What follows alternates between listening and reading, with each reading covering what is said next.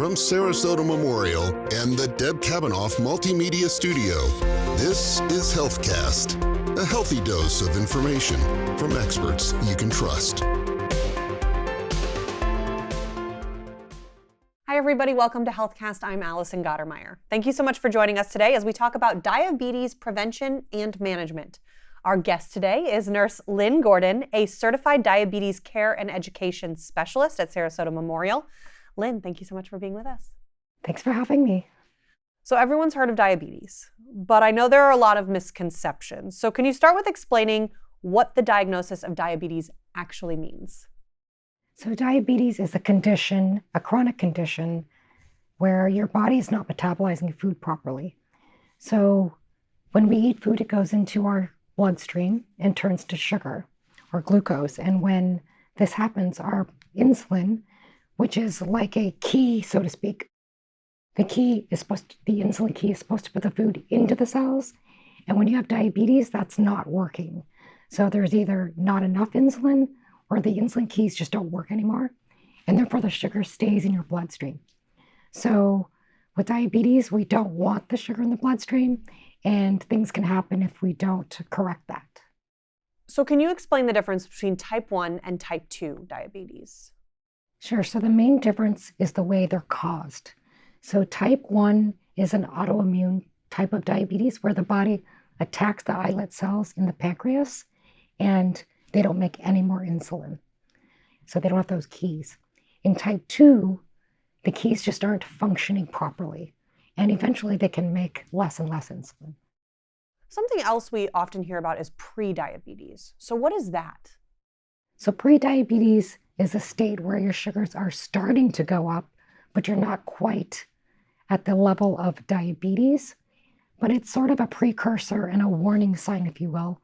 It's the opportunity and the time to reverse your diabetes and hopefully delay or prolong the onset. Can you completely reverse prediabetes? You can. As a matter of fact, that's what our goal is to help your body do everything it can to work better, to lose some weight, and to make sure that you reach a level of health that can literally reverse your metabolism and make your insulin work better for much, much longer. So what is the incidence of prediabetes and type 2 diabetes in the United States?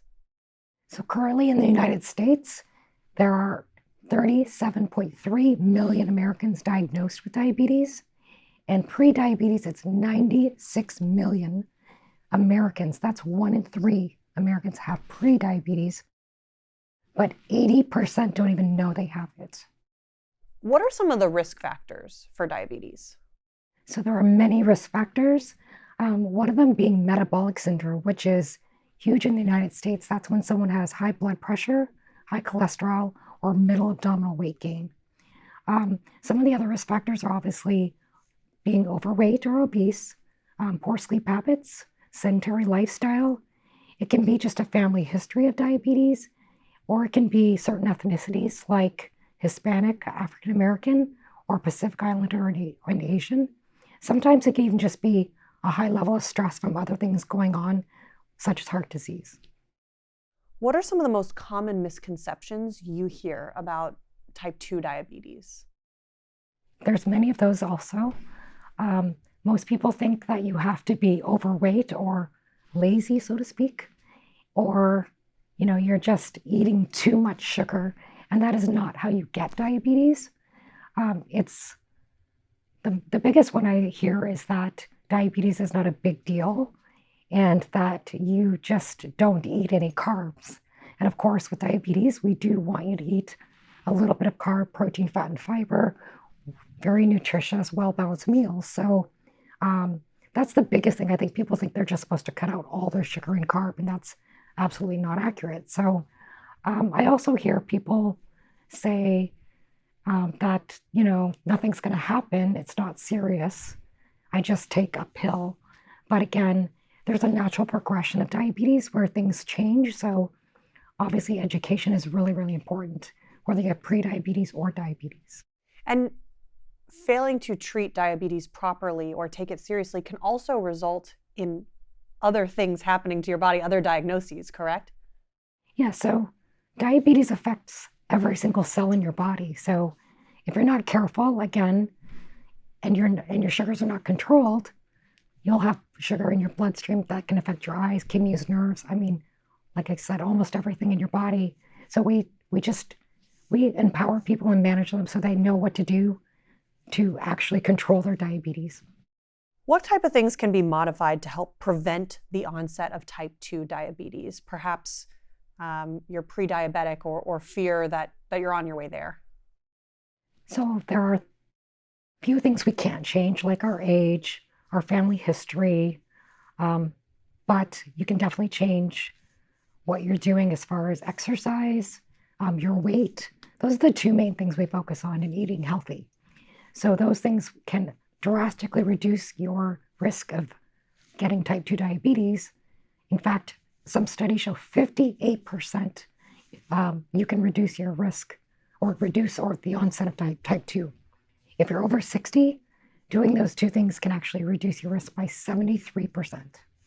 So can you talk a bit about the diabetes prevention program at Sarasota Memorial? Yes, we have a 12-week interactive education program, which is weekly sessions with 3 certified diabetes education and care specialists. We also have a HealthFit membership that you get for the 12 weeks, which is a medically integrated fitness facility with state-of-the-art equipment. And we're going to teach very comprehensive education and empowerment and make sure that they have the accountability they need to be successful. So how does the prevention program at Sarasota Memorial differ from other diabetes prevention programs out there?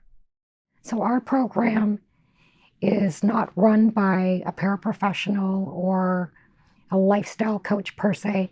We have 3 certified diabetes care and education specialists, 1 RN, and 2 registered dietitians, about 75 years of experience between us. So we've taken the best of each program that we've seen over the years and condensed it into a 9 to 12 week program, 9 weeks, in-person sessions, and then it's a hybrid. So there's a few online sessions also.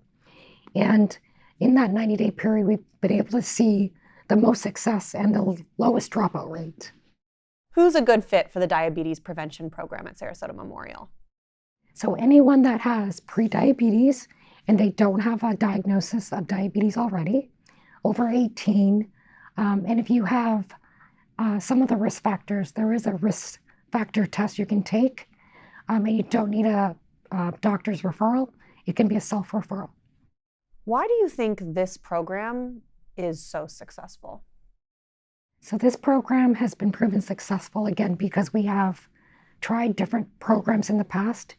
And I think the 90-day window really helps people to achieve the amount of weight loss that we want them to get and be able to change and modify their behaviors for healthier behaviors.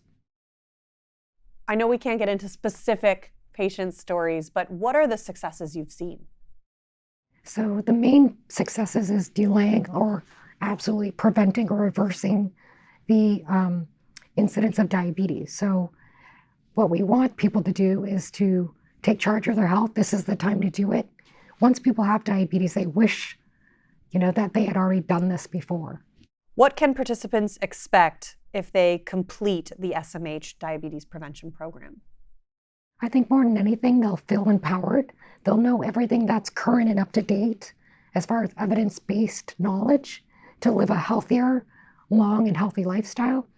But also, just not getting diabetes, that's the main goal here. So we can put a stop or at least reverse most people when it's the right time, which is right now when they have pre-diabetes. If a person is interested in learning more, someone's watching this podcast or listening to it, and they're interested in learning more about the diabetes prevention program at Sarasota Memorial, where should they go? What should they do? So you can go to diabetes treatment services at smh.com, or you can call us at 917-7468. Is there anything else you want to add about diabetes or prevention of diabetes? Anything you think people need to know? Generally, it's just one of these really common things that people kind of put as a back burner diagnosis.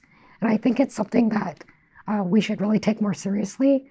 And there's not a lot of people that do anything until it's too late. So prevention at this point is what we really want to focus on, because it's literally affecting 1 in 3 Americans. So a lot of people that don't know they have diabetes, this is the time to go get checked and make sure if you have any risk factors, which is so many people, that you do something about it at this point before it's too late.